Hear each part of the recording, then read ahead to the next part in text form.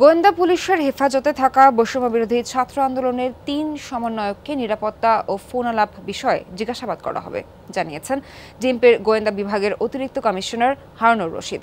তিনি জানান, নাহিদ ইসলাম, আসিফ মাহমুদ ও আবু বাকের মজুমদারের অভিভাবকরা নিরাপত্তাহীনতার কথা বলেছিলেন। ব্রিফিংয়ে আরও জানান, সহিংসতার দিন শনির আখড়ার এক ব্যবসায়ীকে পিটিয়ে পিস্তল ছিনিয়ে নেয়ার অভিযোগে ৫ জনকে গ্রেফতার করা হয়েছে। খামেরা তো দাগ হয় কিভাবে? এই যে ভাবি, দাগও যাবে রাগও যাবে। নিন চাকা সুপার হোয়াইট। শুক্রবার রাতে বৈষম্য বিরোধী ছাত্র আন্দোলনের ৩ সমন্বয়ক নাহিদ ইসলাম, আসিফ মাহমুদ ও আবু বাকের মজুমদারকে হেফাজতে নেয় গোয়েন্দা পুলিশ। শনিবার ব্রিফিংয়ে ডিএমপির গোয়েন্দা বিভাগের অতিরিক্ত কমিশনার বলেন, পরিবার থেকে তাদের নিরাপত্তাহীনতার কথা বলা হয়েছিল, তাই ডিবি পুলিশ তাদের নিরাপত্তার দিকটি দেখছে। বিভিন্ন জায়গাগুলিতে তারা ফেসবুকে তারা নিরাপত্তাহীনতার কথা বলছিলেন। তাদের একজন বাবাও নিরাপত্তাহীনতার কথা বিভিন্ন জায়গায় প্রকাশ করছিলেন। আমরা মনে করি আইন শৃঙ্খলা বাহিনী হিসাবে এটা আমাদের দায়িত্ব।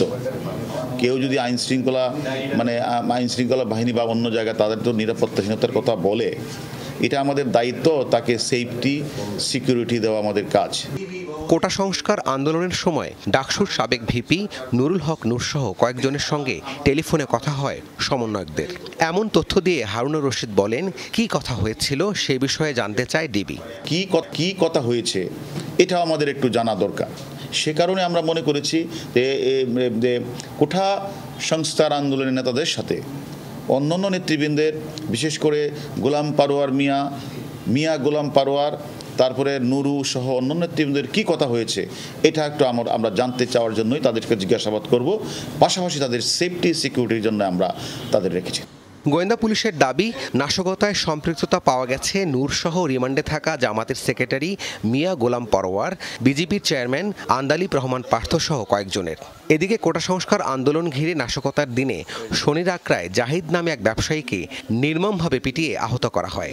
জাহিদের কোমরে লাইসেন্স করা পিস্তল থাকায় পুলিশ ভেবে তাকে মারধর করা হয়।